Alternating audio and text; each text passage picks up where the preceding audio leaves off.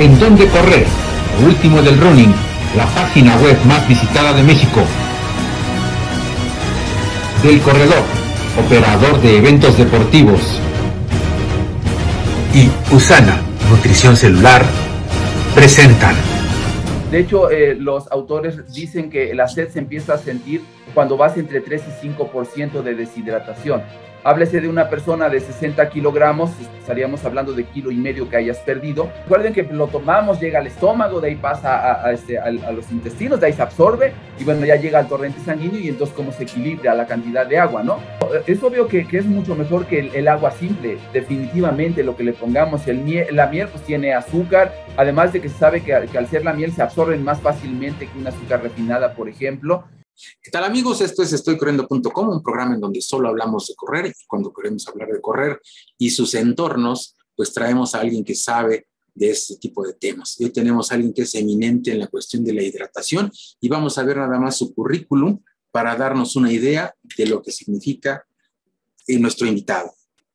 Él nace el 5 de mayo de 1977 en Jalapa, Veracruz, México, y su formación académica es la siguiente. Tiene un doctorado en ciencias con especialidad en bioquímica en Cinvestav del IPM, una maestría en ciencia en especialidad de bioquímica también en el Cinvestav del IPN. En 1996 a 2002 cursó la licenciatura en química clínica en la Universidad Veracruzana.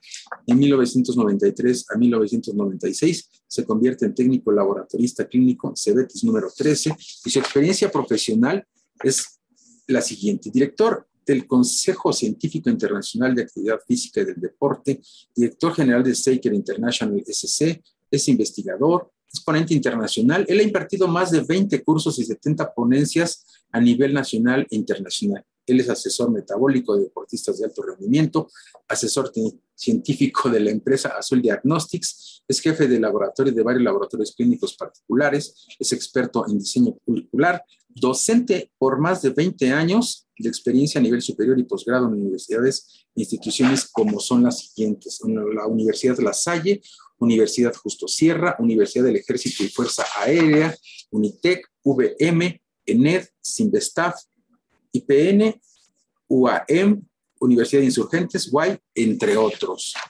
Además, es parte del equipo interdisciplinario de Gondi. Nuestro invitado especial hoy es el doctor Jimmy Hernández Hernández. Bienvenido, Jimmy. Hola, Ernesto, muchas gracias. Gracias por la invitación. Un saludo a toda tu audiencia y bueno, pues gracias por la presentación que diste de mi persona. Oye, tantas que dices, se me trababa la lengua de tantas universidades. Oye, ¿has estado en todas? ¿Te ha faltado alguna? ¿No hubiera sido más fácil? Sí, no, digo, sí hemos tenido la oportunidad de trabajar en varias universidades, por supuesto, no tantas como uno quisiera, pero sí me he centrado en la parte de la educación los últimos 20 años, ¿no? De mi vida, básicamente en eso. Oye, en Jalapa tiene una pista hermosa. ¿Tú eres de allá? Increíble, ¿no? Sí, reconocido a nivel internacional, ¿no? Que ahora, como todo por la pandemia, pues estamos ligeramente abandonada, pero sí, una pista increíble. En algún momento, cuando estuve allá, tuvimos la oportunidad de pisarlo y por ahí hacer pininos de correr, ¿no? Aunque más bien hacíamos otras cosas, pero la vista desde arriba y desde abajo es increíble, ¿no? Tienen que conocer el estadio de Jalapa. Exacto. Oye, también corriste, entonces, entre tu currículum puede decirse que fuiste corredor. Pues realmente no, más bien en algún tiempo que por ahí practicábamos deportes, estuvimos buscando en la universidad qué tipo de deporte hacer, pasamos por ahí por la parte de atletismo, está interesante, pero creo que no era lo mío, acabé más bien en judo, ¿no? Donde estuve practicando como 3 años por ahí judo. Oye, te pregunto, ¿a qué juega un niño que termina siendo un eminente químico? Porque yo me acuerdo que antes había, no sé, yo creo que todavía, había un juego de química, Mi Alegría. ¿Tú qué jugabas? Híjole, pues no mucho en realidad. Digo, hay que mencionar que sí, tuvimos una niñez algo precaria. La verdad es que sí éramos, digamos, con pocos recursos económicos y pues no había mucho que hacer, ¿no? Jugaba como cualquier otro niño, aunque en realidad sí, debo mencionar que siempre tenía inquietudes algo diferentes, ¿no? Es decir, siempre tenía dudas y siempre preguntaba a mis papás, oye, ¿de qué estamos hechos y qué nos conforma, ¿no? Como personas. Exacto. Y cosas de ese estilo, ¿no?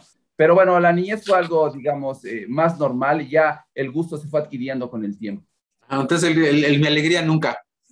No, no, no hubo muchos juguetes en la niñez, desafortunadamente, ¿no? Por eso ahora tengo un montón en mi casa, está llena de juguetes. Creo que dicen que es por eso. Es eso.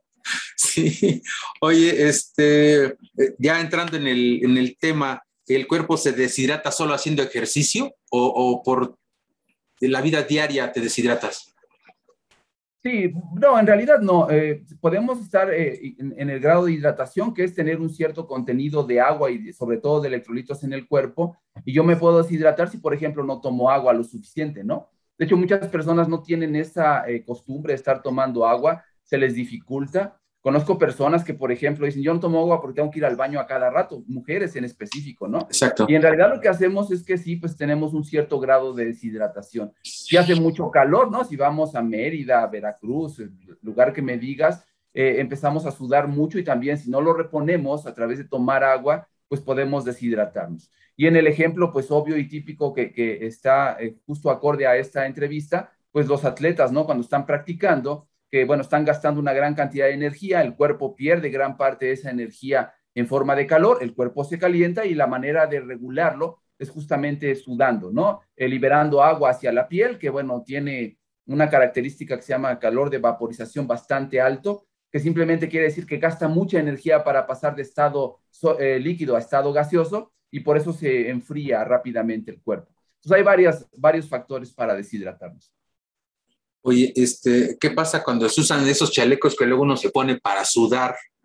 ¿Realmente pierde uno más peso? ¿Qué pasa? Pues simplemente calentamos más una zona del cuerpo, ¿no? Y bueno, es curioso que lo preguntes, digo, en mis años mozos, cuando era estudiante de prepa y eso, pues sí te decían eso. Y me acuerdo que, bueno, ante la falta de aditamentos adecuados, agarrábamos una bolsa de esas negras de basura, le cortabas el cuello y las mangas, ¿no? Y ahí te lanzabas a correr. Y bueno, sudabas bastante, había mucho, pero lo único que se pierde es agua. Y de hecho, fíjate qué peligroso, porque pues no teníamos la costumbre, yo no la tenía en ese momento, como la mayoría no la tenemos, de estarnos hidratando. Entonces, si ibas así, ¿no? Y lo único que hacías era deshidratarte y te cansabas más rápido, no rendías lo suficiente. Entonces, no, pero grasa no se pierde de esa Nada, manera, ¿no? Bajo ninguna nada. circunstancia, solo agua. Ah, entonces lo único recomendable para perder peso es la combinación entre una buena cantidad de ejercicio y una alimentación adecuada. Esto con sudar más no es. No, es la regla básica, ¿no? Es decir, gastas más de lo que comes, con eso sería suficiente. Salvo algunas excepciones, algunas enfermedades metabólicas particulares que, bueno, son muy particulares, no tendría mucho caso mencionarlas, pero por lo demás es eso, ¿no? Si yo hago ejercicio, gasto algo de energía y luego como que me den las calorías en menor proporción que las que gasté, eventualmente empezaré a bajar de peso, ¿no?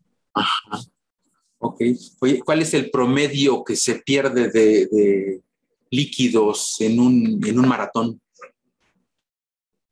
Pues varía, fíjate que depende de qué estemos hablando. Si es una persona que no es de alto rendimiento, ¿no? Pues normalmente no va a perder tanto peso. Aún así, por ahí andan entre 2 y 3 kilogramos lo que se llega a perder. Y en este caso casi es exclusivamente dado por agua o en mayor proporción, lo que se pierde es agua. Pero en atletas de alto rendimiento, los de elite, ¿no? A nivel mundial, pueden perder hasta 5 kilogramos de peso, ¿no? O sea, mientras más el tiempo sea más corto, ¿no? Que tú puedas hacer, más agua estás perdiendo. Es una relación obvia porque te decía, gastas más energía, liberas más calor, el cuerpo se calienta más y tienes que sacar más agua para poder enfriarlo. Digamos que es una relación bastante sencilla, ¿no? Entonces, mientras más elite eres, mientras menos tiempo haces en la maratón, más agua puedes perder. Y es Pero los que que no son así, como entre 2 y 3 kilogramos, ¿no? y es que entre menos tiempo haces, la intensidad es la diferencia, ¿no? Más intensidad. Correcto. Así es. Sí, y bueno, gastas menos energía, ¿no? Exacto. ¿Cómo se mide la deshidratación? Hay varias maneras. De hecho, normalmente yo recomiendo la que usa la mayoría, que es por peso. Es un método muy simple. Básicamente se trata de que cuando llegues a entrenar te peses antes de empezar a entrenar, ¿no? Tomas ahí el peso, lo anotas. Si vas a estar tomando agua durante el entrenamiento, también pesas tu botellita con agua o en lo que Exacto. lo lleves y lo pones a correr. Y al final, ya cuando terminan de entrenar, hay que pesarlos de nuevo. Entonces restas el peso que tiene menos después del inicio, después de entrenar, y también cuánto le tomaste a tu botellita, y ahí haces nada más una resta sencilla. Si tienes que ir al baño en ese momento, ya sea a orinar o a hacer del 2 a defecar, también tendrías que pesarlo para que las cuentas no salieran, ¿no? Y cuidar además de que, bueno, no te quites la ropa, o sea, así como te pesa al principio, te pesa al final, y tener cuidado porque a veces se empapa la playera, entonces perdiste agua, pero si no consideras que está llena de agua la playera, puedes pensar que no perdió mucho peso. Entonces, lo recomendable, lo ideal sería que te pesaras casi desnudo, ¿no? Y ya evitar esto de la ropa que se moja con el agua y todo, porque es más pesada. Exacto. ¿Cuáles son las consecuencias de la deshidratación? Yo me acuerdo que una vez el halcón en Coatzacoalcos, la deshidratación por precisamente el calor, que es otro factor, ¿no? El clima. Él perdió la noción y se fue. Haz de cuenta que le quitaron a una televisión la antena y se fue la señal. Hay varias, porque esto es por grados, ¿no? Tú te vas deshidratando de acuerdo a qué tanta agua vas perdiendo con el tiempo. En ese sentido, la forma de medirlo es por porcentaje, y es por porcentaje justamente de peso corporal. Entonces, tú cuando tienes 1%, 2%, no hay muchas condiciones. De hecho, los autores dicen que la sed se empieza a sentir cuando vas entre 3 y 5% de deshidratación.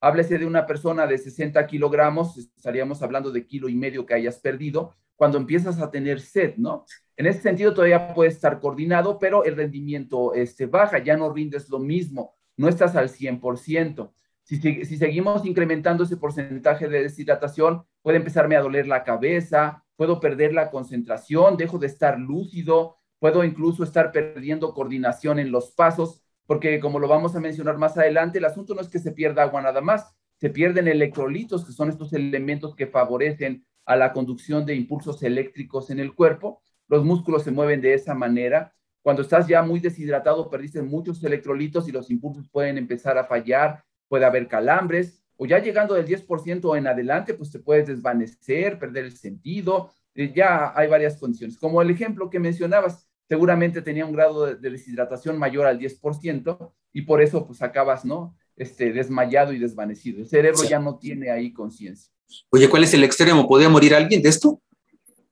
Difícilmente. En realidad, más bien lo que se ha visto es en los casos que seguramente han escuchado todos, ¿no? Los de la muerte súbita que se hicieron muy famosos en los jugadores de fútbol americano hace algunos años. Más bien si se juntan esas condiciones de mucho calor y bueno, en este caso con ellos que eran muy corpulentos, de alto peso, puede ser que tuvieran una cuestión de algún accidente cardiovascular. Pero por lo demás, ¿no? De hecho, el cuerpo se protege, por eso te vas sintiendo cansado, por eso vas perdiendo conciencia, y lo que sí puede pasar es que te desmayes, ¿no? El cuerpo llega a un estado de seguridad donde dice, yo no puedo seguir corriendo aquí, y se apaga, ¿no? Literalmente. No es imposible, pero es muy, muy difícil que podamos morir de eso, nada más. Ya con otras condicionantes, con el choque de calor y todo, sí puede pasar eso, ¿no? Exacto. ¿Esa sería un shock de calor? ¿Sería la consecuencia?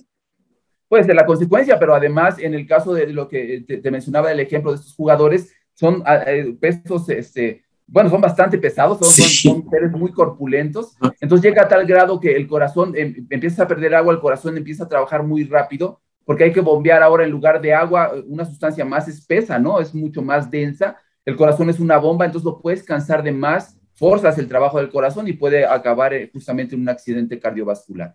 Si además tienes predisposición, pues por supuesto, ¿no? ¿Qué es lo que ha pasado? Exacto. Oye, ¿cómo se debe hidratar uno? ¿En qué momento? ¿Antes, durante, después de la competencia o siempre? Bueno, siempre hay que estar manteniéndose hidratado y de hecho tendría que ser una cultura que no todos tenemos. Yo de pronto puedo levantarme y no tomar agua nunca hasta que ya tengo la boca totalmente seca, ¿no? Que es el indicativo fisiológico que dice mi cuerpo, pues que ya requiero tomarlo. Entonces, tendría yo que estar tomando constantemente, pero muy en específico en los corredores o en cualquier deportista, tendría que ser antes, durante y después del entrenamiento. Eso sería la parte obvia. Fíjate que hay dos teorías de la deshidratación y bueno, hay quienes están ahí a favor de una o de otra. Una dice que es suficiente estarse hidratándose cada vez que me dé sed, que la sed es el indicador de que ya estoy deshidratándome y que con tomarlo en ese momento yo me puedo recuperar.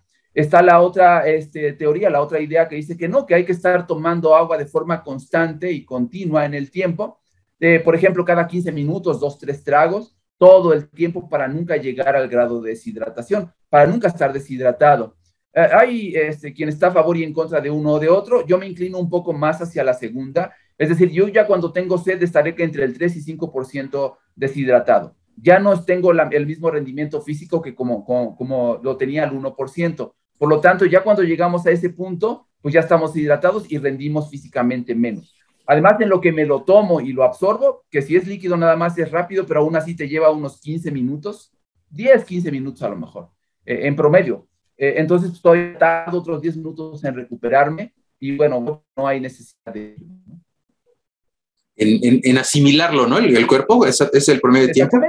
Sí, porque recuerden que lo tomamos, llega al estómago, de ahí pasa a los intestinos, de ahí se absorbe y bueno, ya llega al torrente sanguíneo y entonces cómo se equilibra la cantidad de agua, ¿no? No es de inmediato, no es que me lo tomo y ya llegó a la sangre. ¡Pam! Ya, sí, no es así tan rápido. Sí, no, ojalá, pero no va. Y además, si tienes el estómago lleno, tarda más, ¿no? Es decir, bueno, te lleva algo de tiempo. Si además yo estoy tomando una bebida que no sea nada más agua, sino que tenga sales y que tenga glucosa, mientras más concentrado esté, más difícil es para el cuerpo, en específico para el estómago, pasarlo hacia los intestinos. Es un fenómeno que se llama vaciado gástrico. Entonces yo mientras más azúcar le pongo, por poner un ejemplo no obvio de esto, más difícil, más tiempo le toma al estómago vaciarse y hacer que lo asimilemos, ¿no?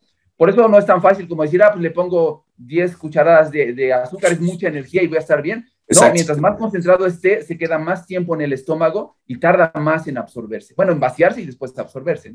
Exacto. Fíjate que ya a mí me sentaba bien, canela, té de canela muy concentrado con miel, pero como dice, a lo mejor hasta era más acá psicológico que bueno, además de lo que tenía de azúcar, pues era también psicológico, ¿no? Lo que me hacía sentirme mejor. Probablemente, pero es obvio que es mucho mejor que el agua simple. Definitivamente lo que le pongamos, la miel pues tiene azúcar, además de que se sabe que al ser la miel se absorben más fácilmente que un azúcar refinada, por ejemplo. Y bueno, todo se trata de llegar a obtener una bebida que le llaman isotónica. Bueno, el término básicamente va a hacer referencia a que tenga la misma concentración de osmolitos que lo que tiene mi sangre, a la misma concentración. Iso de igual, ¿no? Entonces, si yo alcanzo a hacer eso, que lo puedo hacer incluso con bicarbonato y jugo de limón, como hay algunas recetas por ahí, sí. Bueno, se va a absorber más fácil y me puede ayudar a hidratarme, ¿no? Ya si además quiero energía y le pongo azúcar, bueno, ya es otra historia, pero el azúcar me va a ayudar a darme energía.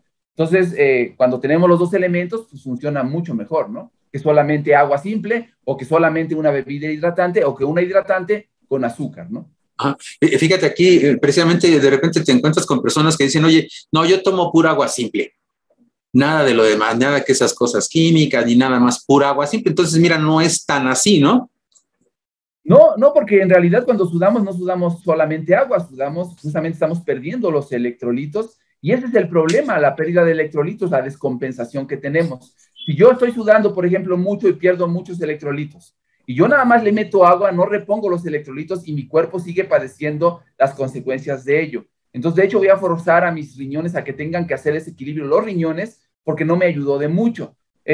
No obstante, por ejemplo, si yo nada más salgo a caminar, ¿no? Una hora, ahí nada más como para hacer algo de ejercicio, a trotar, ahí sí con agua es suficiente. O sea, por el nivel de ejercicio que tú haces, no te deshidratas tanto, entonces no requieres otra cosa. También en ese sentido, si es de baja intensidad, efectivamente con agua sería suficiente, ¿no? Ajá. Okay. Oye, lo que comemos contiene agua, las verduras contienen agua, ¿con eso podría ser suficiente o de cualquier manera necesitamos tomar agua o electrolitos? Sí, sería suficiente si están las cantidades adecuadas, ¿no? Si yo estoy comiendo, por ejemplo, sandía y estoy comiendo muchas verduras, yo estoy hidratándome todo el tiempo y quizá mi cuerpo incluso lo sense y no me dé sed, ¿no? Yo a veces no tomo agua y pues puedo estar tomando nada más eso. Eso puede funcionar. Ya para los atletas y sobre todo los de alto rendimiento ya es otra historia. Ellos sí requieren estar tomando porque aunque yo tome mucho antes, mi cuerpo lo va a regular. Yo puedo tomar una gran cantidad de líquidos, pero mis riñones lo van a nivelar, o sea, no se puede acumular en exceso como para tenerlo ahí de reserva. Eso no ocurre. Siempre vamos a estar a un cierto nivel. Así tome yo 50 litros, voy a ir 50 veces al baño o 100 para llegar a este nivel. Tomo mucho y entonces voy al baño para llegar al mismo nivel, ¿no? Si no tomo nada, llego acá abajo. Mis riñones dicen, no, ya no hay que ir al baño para tratar de compensar un poquito y subirlo, ¿no? Entonces, no importa lo que tome, mis riñones, mi sistema se va a estar regulando. Entonces, lo que hay que hacer, efectivamente, yo puedo comer mucho y me hidrato antes de la carrera, pero durante el entrenamiento o lo que sea, sí tengo que estar consumiendo agua porque voy a estar sudando. Exacto. Oye, se habla de muchas bebidas. Antes, en México conocíamos solamente Enerplex, y a lo mejor en Estados Unidos yo llegué a ver uno que se llamaba Exit, no sé si sigue existiendo, pero en México había Enerplex. Hoy hay muchas. Inclusive también había Litren, Pedialit, el suero lo comprabas en la farmacia Bill, y hay quien lo tomaba, Lira, suero oral, que se lo repartía a la Secretaría de Salud y de Asistencia, ¿verdad? Y unos que sabían horribles, ¿no? Hoy ya les ponen saborcito, ya saben rico. Unos sabían horribles, pero bueno, oye, ¿hay alguno de esos que haya sido, o hay algunos que tengan química en extremo, o todos son buenos, o cuáles serán recomendables? Que contengan Sí, por lo general todos son buenos. Podemos ser como muy puntuales o específicos de acuerdo al objetivo para el cual fueron creados, ¿no? Por ejemplo, el Pedialit, que sí se diseñó para que específicamente los niños cuando tenían diarrea lo pudieran reintegrar, tiene un uso clínico. Tiene un poquito más de elementos, ¿no? El Gatorade tiene nada más, o se basó originalmente en 2 iones principales, posteriormente en los 4 principales que se pierden, ¿no? Entonces repone esos y no le importa a otros, en realidad no es para cuestión clínica. Yo los pierdo mientras estoy entrenando y los repongo mientras estoy entrenando, ¿no? O Electrolit, que ese sí tiene un grado un poco más clínico y tiene muchos más elementos que el resto. Pero todos esos que mencionaste son bebidas isotónicas. Para la rehidratación todos funcionarían pues casi igual. Obviamente unos son un poquito mejor que otros, pero como mencionabas bien, el Vida Suero Oral, yo cuando he dado algunas pláticas, y es que no tengo para el Gatorade, no hay problema, te lo regalan en salubridad ahí en la clínica, ves que te den tu sobrecito, disuélvelo en el litro de agua que te dan y tómatelo. No sabe, bueno, ahí sí ya. Ahí esa parte, ¿no? Todo, ¿no? ¿Quieres todo? Porque efectivamente, como eran todas las medicinas antes y eso, pues sí tenía un sabor horrible. Horrible. Y ahora la mercadotecnia y todo ha trabajado para darnos una bebida pues adecuada, con buen sabor, ¿no? Yo, por ejemplo, a mí me gusta mucho el Gatorade de naranja, me fascina el sabor que tiene, entonces ya no te sabe para nada como antes, ¿no? Y bueno, esas son las ligeras variaciones, pero en realidad casi todos tienen la misma función para cuestión de rehidratar. Si no es algo patológico, sirven muy bien, casi igual todos. Ok, yo cada que se habla de esto me acuerdo de la emulsión de Scott, que sabía horrible también, que era buenísima. ¿No? Y yo un día le reclamé a mi mamá, ya ven, ni crecí, ni más, ni nada, pero me remató diciendo, sí, pero ni te la tomabas. Sabía feo. Y era literal, el aceite de pescado parecía que lo tenían ahí, ¿no? De hígado, no, es una cosa espantosa, ¿no? Traía hasta la foto de un pescador, algo así, con el hígado, con el tiburón, ¿no? Es correcto. No, y todos, ¿no? Hasta los de la tos, que eran una cosa asquerosa. Sí, horrible. No, ahora ya afortunadamente para las nuevas generaciones ya no hay eso. Ya no. Les dices, ¿y cómo crees? Sí, así era. Sí, ahora, exagerado, ¿no? ¿Verdad? Sabor a cereza, oye. Es poco, ¿no? Exacto. Oye, entonces, sí es recomendable. Siempre el que fuera de estos, pero sí es recomendable. Sí ayuda, como dicen, cada caso tiene una situación. En exceso, ¿qué pasaría si tomo de más cualquiera de estos?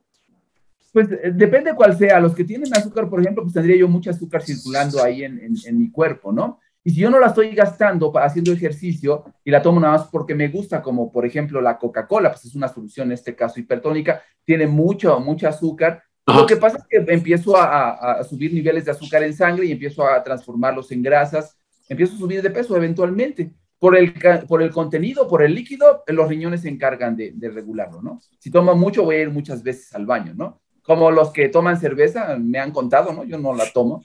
Pero dicen. Pero dicen que cuando tomas mucho, pues vas muchas veces al baño. Básicamente estás ahí regulando el nivel de agua, ¿no? Exacto. Pues no hay alguna que haga daño en algo. Digo, estoy hablando del caso extremo. Sí, claro. Solamente que tuvieras, por ejemplo, alguna alergia a los colorantes que pudieran tener. Por ejemplo, no sé, pues el Gatorade que te mencionaba, que tiene ese color naranja característico, es por un colorante, un aditivo. Entonces, si de pronto hay personas que son alérgicas a los colorantes, sí podría hacerle daño. Quizá algún conservador, si eres alérgico, es poco probable, pero no se descartaría. Puede ser que a alguien sí le pudiera hacer daño. No te hacen retener más líquidos o algo así, ¿no? No. En realidad se absorbe, solamente que ya tuvieras un problema propio a nivel de riñones, que los riñones no estuvieran funcionando bien, y si tú estás sobresaturando con sodio y eso cambias el balance electrolítico de un lado del torrente sanguíneo y de los músculos de los tejidos, y entonces podrías alterar quizá la retención de líquidos, pero tiene más que ver con daño a los riñones que por la propia bebida. Unos riñones saludables podrían fácilmente estar equilibrando ese exceso, ¿no? Ajá. Entonces, en sí, así con palitos y bolitas, lo tomas y ¿qué pasa en el cuerpo? ¿Para dónde se va el Sí. contenido? Lo tomas, llega a tu estómago, de ahí pasa el vaciamiento gástrico para llegar al intestino delgado, ahí se empieza a absorber, llega al torrente sanguíneo, ahí empieza a incrementarse los niveles de electrolitos y de agua, y para controlarlos hay dos mecanismos. Unos que son los llamados varoreceptores, que son sensores sensibles a la presión arterial, que están en el corazón, y otros que son los osmoreceptores, que están a nivel de los riñones, y por ahí también se menciona algo que está en el cerebro. Entonces, lo que hacen es que cuando tengo en exceso, estos dos sensores se prenden y mandan las señales adecuadas. Si ya nos pasamos de agua, manda la señal a los riñones para que ahora se produzcan las hormonas adecuadas que hagan que yo vaya a orinar. Y entonces llegamos al equilibrio. Y si nos falta agua, manda a otra señal para que ahora bloquee la sensación de orinar y por el contrario empecemos a retener el líquido en la sangre. Y se equilibra fácilmente, es muy, muy fácilmente regulable porque son sistemas justamente autorregulables por presión y por cantidad de líquido, ¿no? Exacto. Oye, precisamente hace rato hablabas de los jugadores de fútbol americano y curiosamente, seguramente no nació ahí la hidratación, pero ahí como que se hizo famosa, ¿verdad? Los Gators. Sí, bueno, efectivamente, ¿no? Esta bebida icónica, bebida hidratante icónica y deportiva isotónica es justamente el Gatorade, esta bebida que surgió por una investigación que se hizo justamente a solicitud de un entrenador de un equipo de fútbol americano en Estados Unidos, en Illinois, si mal no recuerdo, que se llamaban los Gators, ¿no? En donde, pues bueno, la historia... Sí, fue en Florida. Florida, ok. Bueno, yo tenía por ahí el otro dato, hay que checarlo, porque en Florida fue lo que continuaron. Por ahí lo... ok, sí. Pero, bueno, la idea era que se veían, este entrenador un poco preocupado porque decía que no rendían, ¿no? En la segunda mitad del juego, sus jugadores, y bueno, tuvo la inquietud de preguntarle a un médico, a un investigador de qué se podía hacer, y les decía que se sentían cansados, y había un dato importante que les decía que sus jugadores después del juego no orinaban, ¿no? Ajá. Lo que les pasa es que no van a orinar, ¿no? Nadie orina después del juego. Entonces, este investigador se interesó mucho por eso, hizo pruebas y vio que había una pérdida de dos elementos importantes, que era la falta de electrolitos y obviamente de agua, por supuesto, y la falta de carbohidratos, o sea, ya la escasez de las reservas de carbohidratos. Bueno, con esto se hizo un estudio sencillo, se diseñó una bebida que cubriera con estos requisitos, básicamente, y bueno, se los dieron a los jugadores y sí pudieron notar cómo había un cambio evidente, ¿no? En el rendimiento físico de estos jugadores antes de tomarlo y después de tomarlo. Y como estrategia se los daban siempre a la segunda mitad, que es cuando los veían más cansados. Sí. Por ahí fue tan efectivo que pues, se hicieron bastante famosos, empezaron a tener una racha ganadora, ¿no? Bastante notable. Y bueno, eso hizo que los reflectores voltearan a ver a ese equipo y preguntaran de qué se trataba. ¿Qué hacían? Cuando ganaron un campeonato importante, le preguntaron al otro entrenador qué había pasado y dijeron, pues que mis jugadores no tomaron Gatorade, ¿no? Porque era justamente la ayuda, ¿no? Del término de Gator, de la ayuda a los Gators. Exacto. ¿No? Pues por ahí derivó eso y eso dice por ahí la historia que está ahí contada, que fue un boom mediático, ¿no? Que hizo que llamara la atención a eso. De ahí llamaron a los investigadores, les compraron la fórmula para poder distribuirla y pues el resto es historia, ¿no? Ahora Gatorade es todo un emporio que pertenece al grupo de PepsiCo, que bueno, tiene centros de investigación, es una cosa increíble y es diseñado con una bebida isotónica. No quiero minimizarlo, es muy importante en la historia, pero básicamente es una bebida isotónica que ahora puede uno preparar y que yo mismo preparo en mi casa, ¿no? En las medidas adecuadas, pero se puede hacer, ¿no? Bueno, es el ejemplo más claro que hay en esta cuestión del deporte, de cómo algo de ciencia y de investigación te llevó a eso, a ayudar realmente a los deportistas de forma evidente y notable, pero además a crear un emporio y a hacer multimillonarios a los que lo crearon en su momento, ¿no? Exacto, ¿no? Tú no puedes ver el Super Bowl sin el final en donde les vacían que claro. Es todo un mensaje subliminal de la bebida, no es de que hay y mójalo al para que se le quite, ¿no? Para celebrar y todo eso, sino es un comercialote. Todo es mercadotecnia, ¿no? Recuerda que los americanos tienen mucho esa idea, ¿no? En la mente, entonces nada se desperdicia. Exacto. Oye, precisamente se habla de fluidos y de electrolitos. ¿Cuál es la diferencia?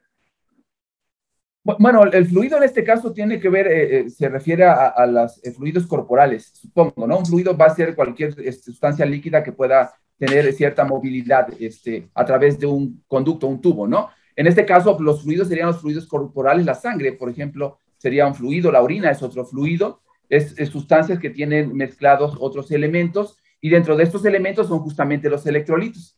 Entonces, yo puedo generar un fluido teniendo agua y poniéndole electrolitos y poniéndolo a circular por una cavidad, un tubo, las venas de mi sangre, etcétera, ¿no? Todos los electrolitos son estas sustancias que, como su nombre lo dicen, cuando están en agua son capaces de favorecer la conducción eléctrica, por eso se llaman así.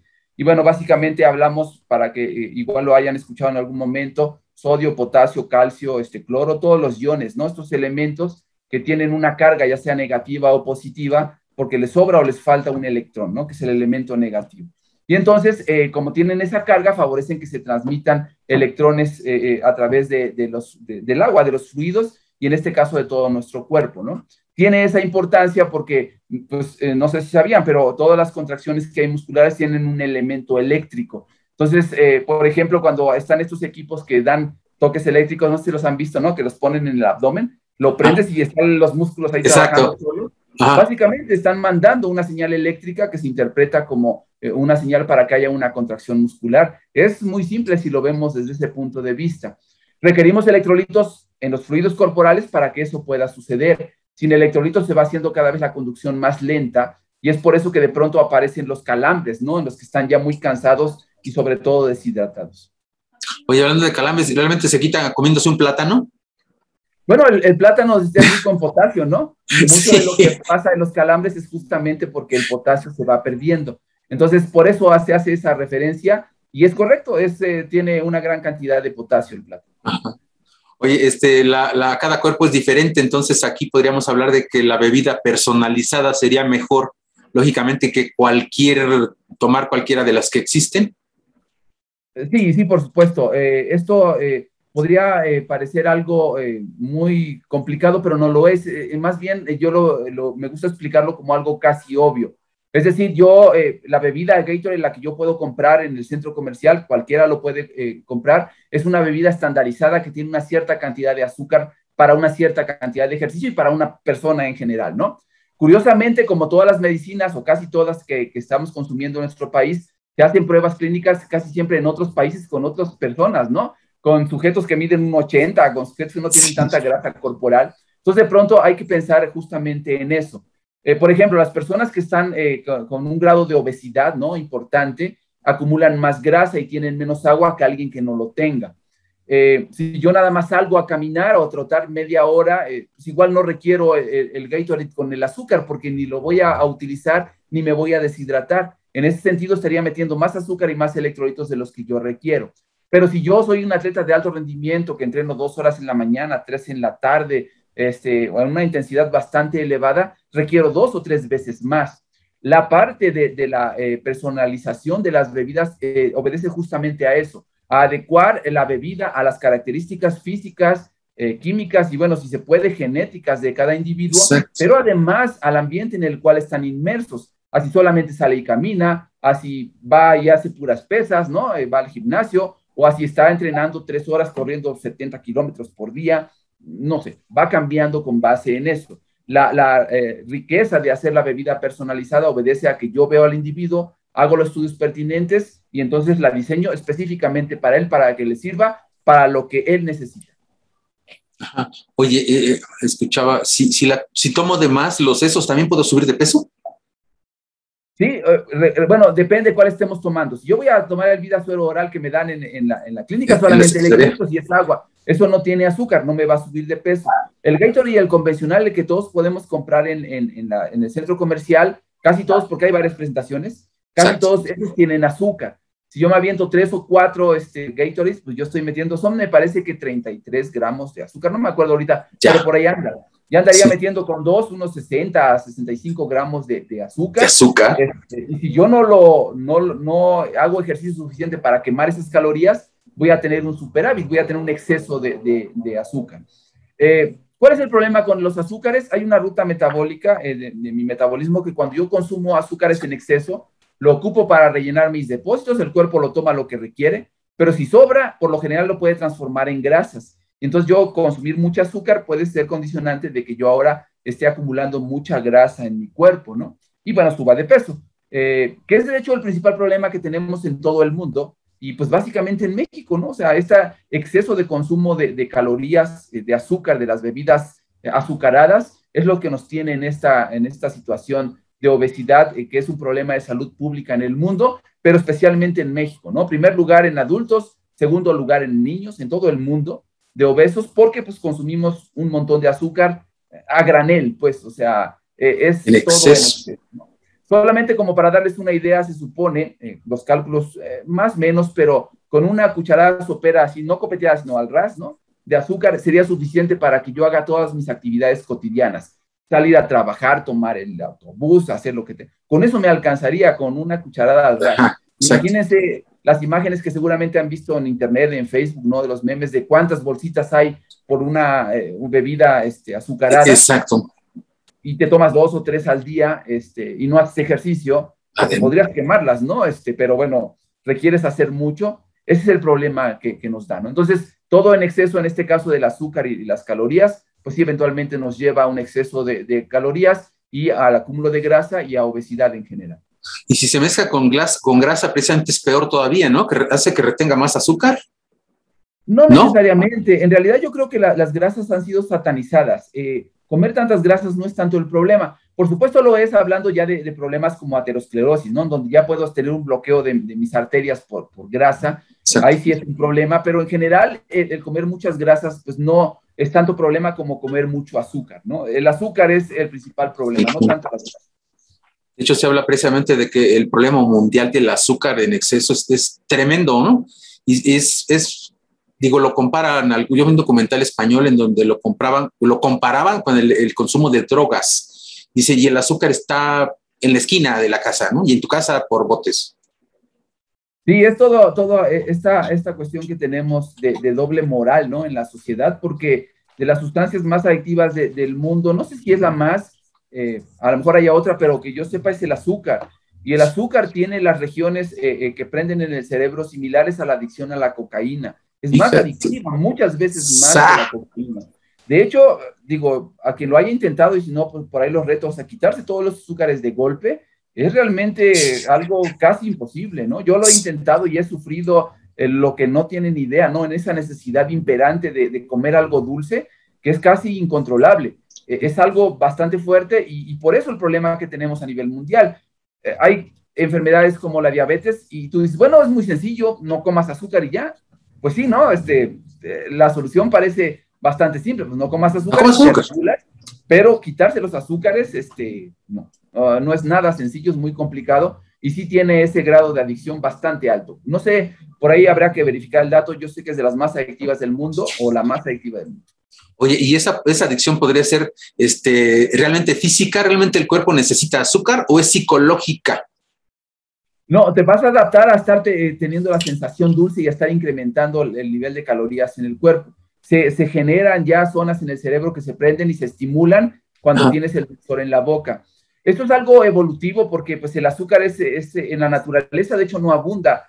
No es como ahora que tenemos una bolsa de azúcar ahí y son calorías para un mes. En realidad la naturaleza no abunda, entonces el cuerpo te premia cuando tienes justamente ese aporte de carbohidratos y estamos diseñados para estar acumulando grasas y acumulando, cualquier exceso de calorías. Porque, bueno, antes, cuando iniciábamos en el proceso evolutivo, pues recuerda que salían a cazar y no siempre cazaban, ¿no? Y podían cazar, pues una vez cada semana o cada 2 semanas. Entonces las grasas son vitales para la supervivencia. Y por eso, cuando comemos en exceso, todo se va a grasas y subir de peso es lo más fácil del mundo, ¿no? Salvo alguna cuestión particular fisiológica, que los hay, ¿no? Hay gente que come en exceso y no engorda, son bendecidos, pero los demás, comer así y subir de peso es muy fácil. Y mientras más edad tengas, mucho más todavía. Más todavía. Oye, ¿qué factores se consideran para predictar? Si quisiéramos en la casa, si no podemos ir ni siquiera a la Secretaría de Salubridad por nuestra vida suero oral, con lo que tenemos en la casa, ¿podríamos hacerlo? Sí, sí se puede hacer. Agua con un poquito de azúcar y tantita sal o bicarbonato. Jugo de limón también da. Cualquier agua de frutas, ¿no? Comerse unas naranjas. O sea, todo eso tiene concentraciones más o menos similares a las isotónicas. Ya nada más, si yo la voy a preparar, tengo que tener cuidado en cuánto le voy a poner. Hay recetas, de hecho, en internet que están muy, muy bien hechas. Ya hice los cálculos y sí llegan a la osmolaridad, como se le llama al término de cuántos electrolitos tenemos en la sangre, y es muy factible, es muy fácil de hacer. La básica sería agua con azúcar y sal. Agua con un poco de azúcar y sal, agua con bicarbonato y jugo de limón, algo de miel incluso también. Con eso se puede hacer una bebida isotónica. Y una bebida especializada ya como las que tú preparas, ¿qué elementos más contiene? Sí, bueno, depende para quién lo vamos a diseñar, pero muchos más. Yo, por ejemplo, ahí puedo agregar proteína, que es lo que pongo, ¿no? Para mis atletas de alto rendimiento. Puedo agregar creatina, algunos de los aminoácidos de cadena ramificada. Pongo electrolitos. Puedo poner algunos elementos como HMB. Puedo poner ahí calcio específicamente. Glucosa, ¿no? Que, bueno, yo utilizo glucosa. Se puede poner o agregar fructosa. Y bueno, algunos otros elementos que pueden estarse utilizando para suplementar, ¿no? A los atletas. Entonces ahí ya nada más hay que tener cuidado al final cuando haces la cuenta, porque si no tienes cuidado puedes hacer una bebida hipertónica, ¿no? Entonces lo que haces es, bueno, como tiene muchas cosas, no le pongas en 1 litro, ponlo en 2 o 3 y te lo vas tomando, ¿no? Porque si hacemos una bebida hipertónica podemos tener un efecto contrario al que estamos deseando, hablando de hidratación. De suplementación sí, pero igual podemos alterar el proceso de hidratación del cuerpo. Ok. Oye, en México, yo me imagino que hoy un poquito más que antes, pero ¿existe realmente la cultura de tomar bebidas hidratantes? O sea, ¿se le da la importancia a esto? Yo no podría decir en general si sí o no. En mi experiencia no la hay. En realidad, desde de lo que yo pude vivir y con la gente con la que yo conviví, pues tú tomabas agua o no tomabas nada. Ahora que me estuve inmiscuyendo en esta parte del deporte, ¿no? Y que pues, me puse incluso a asesorar o doy clases en ciencias del deporte, ¿no? En universidades que dan ciencias del deporte, te das cuenta que ni los que estudian, ni los de alto rendimiento están acostumbrados a eso. Toman agua y en el mejor de los casos y en el peor ni siquiera agua toman. Pueden ponerse a entrenar y toman al final, toman algo antes, así como tampoco desayunan antes de irse a entrenar, ¿no? No toman nada, siguen entrenando con un estómago vacío, con reservas bajas. No, yo en mi experiencia, yo no lo he visto. Ahora, hay que puntualizar, y de eso seguramente sabrás más tú que yo, porque esta comunidad que le llaman del running, ¿no? Que ahora es de forma impresionante y ya son cada vez más informados. Exacto. Yo creo que están todavía ahora con esa cultura de estarse checando, de estarse cuidando, de estar viendo qué es lo que toman. Yo los he visto muy metidos en algunas de mis pláticas y están interesados en eso. Entonces, en ese caso, en ellos sí, pero de forma generalizada, yo desde mi punto de vista y de mi experiencia, no existe esa cultura. Oye, ¿habrá algún entrenador, no digas el nombre para no quemar a nadie, habrá algunos entrenadores o alguien que te haya dicho, no, yo eso no lo uso? ¿Habrá? Sí, más de los que crees, ¿no? No tengo contacto con tantos. Por eso dije que no digas no. Y no les gusta, ¿no? En realidad sí. no quieren hacerlo, creen que no funciona. Ya. Y aunque les expliques, y ha habido quien ha estado en mis pláticas, en algunas de las conferencias que he dado, simplemente están cerrados, un poco creo yo a esta forma que estaba dado a la antigua, ¿no? Siguen teniendo mucho esta imagen del entrenador de que así se hacía, así lo hizo mi entrenador y el que le siguió y así lo van a seguir mis hijos, que si van a ser entrenadores. Tienen mucho esta idea de que así se hacía antes y que ellos no están de acuerdo, ¿no? Pero hace rato mencionabas algo bien importante de lo particular. De lo que yo te hablé, ni siquiera te hablé de las particularidades de cada uno de nosotros de acuerdo a nuestra genética, ¿no? E incluso eso tiene que ver, o sea, actualmente tú no le puedes poner el mismo entrenamiento a todos porque no todos reaccionan de la misma manera. Y estarías perdiendo quizá a alguna persona que pueda tener facultades simplemente porque no se adaptó a un esquema que es arcaico y viejo y que actualmente ya no funciona. Puede funcionar para algunos y sigue funcionando, eso es un hecho, pero no todos somos iguales y todos tenemos características diferentes. Entonces, bueno, sí, hay muchas diferencias ahí y sí hay muchos entrenadores que no. La mayoría, creo yo, de los de la vieja escuela, no les gusta tanto eso, ¿no? Yo recuerdo haber oído alguna vez hasta uno que decía que si tomabas agua, te daba dolor de caballo. Bueno, eso sí es factible, puede suceder, efectivamente, ¿no? Si tienes un estómago vacío, no estás acostumbrado, te puede dar justamente ese dolor por la presión que hace un estómago lleno de agua, ¿no? En la cercanía de los órganos allí, y sí te puede dar. Pero yo siempre les he dicho también a los chicos que asesoro y la gente con la que trabajo, que hasta eso se entrena. O sea, yo he tenido el problema de que llego con atletas de alto rendimiento, por ejemplo, no sé, con los de Gondi, que he llegado yo con ellos, y es que no estamos acostumbrados a tomar agua, que ahí los pueden ver, ¿no? Justamente. ¿Aquí están? No estamos acostumbrados a tomar, ¿no? Entonces les cuesta y no querían hacerlo. Le digo, muchachos, es que esto también se entrena, también te tienes que entrenar a que cada 10 o 15 minutos un trago y un trago. Y ahora te cuesta, pero como todo lo que has entrenado en tu vida también con esto, al mes, 2 meses, ya no te va a costar. Tienes que entrenarte a tomar agua y a tomar los líquidos. Entonces, bueno, es cosa de generar esa cultura, explicarles que es importante y, bueno, de preferencia a través de la cabeza del grupo, que son los entrenadores, convencerlos a ellos para que ellos a su vez lo difundan con sus pupilos, ¿no? Y decirles, tienes que tomar agua, tienes que hidratarte, tienes que tomar algo antes de consumir algún alimento antes de venir acá, o al menos un licuado con azúcar, que no te tengas tus depósitos vacíos, porque ya empiezas el entrenamiento cansado, ¿no? Por decir de alguna manera, con el tanque a la mitad, por decirlo de algo, ¿no? Y eso, pues, habrá que entender con esa analogía tan sencilla que va a correr mayor distancia un auto con el tanque lleno que con la mitad del tanque. Creo yo que mejor analogía no puede haber. Exacto. De hecho, vemos los entrenamientos de Gondi ahí en Gandhi, fíjate, de Gondi en Gandhi, y tienen ahí su mesita con electrolit, digo, valga el anuncio. Sí, yo sé que los está ahora patrocinando Electrolit y Electrolit les da una cierta cantidad de bebidas para ellos. Aún así, cuando les he ido a hacer las pruebas de deshidratación, pues no se acaban ni uno, ¿no? Y algunos no lo toman. Están acostumbrados a eso y la verdad es que son renuentes al cambio, la mayoría de ellos. Y si la cabeza de grupo no te está presionando o no te está incentivando, o como lo querramos ver, pues a veces no permea en ellos, ¿no? Hay quien me tiene mucho respeto y hace lo que yo le digo y me tratan de maravilla, pero hay quien dice, bueno, sí, tomo mientras está, pero después ya no. Eso es total. Sí. Entonces, bueno, y tiene que ver mucho con que no lo creen o no quieren estar tomando porque nunca han tomado y creen que así funciona mejor las cosas, pero hay que entender que hablando en un porcentaje, el 100% estar completo de líquidos, completo de energía, es el 100%. Y si yo estoy acá al 80%, hazle como quieras, no puedo llegar acá. O sea, está bien la mentalidad y está bien soñar y es perfecto. Pero el coche, por mucho y que lo alabes y todo, no va a correr más si no tiene gasolina, ¿no? Esa es una cuestión bastante obvia que todos deberíamos de ver. O quizá no es tan obvia, ¿no? Porque quizá no lo estamos viendo todos. Es como, no sé si igual decirlo cultural, porque es como cuando te dicen que hay que ir al psicólogo, si no estoy loco. Y ya cuando vas al terapeuta, te lo digo por experiencia, pues ya te das cuenta de que realmente, oye, si no me dice esto, pues yo sigo pensando que a lo mejor los hijos se educan con un chanclazo, ¿no? Sí, y ya no.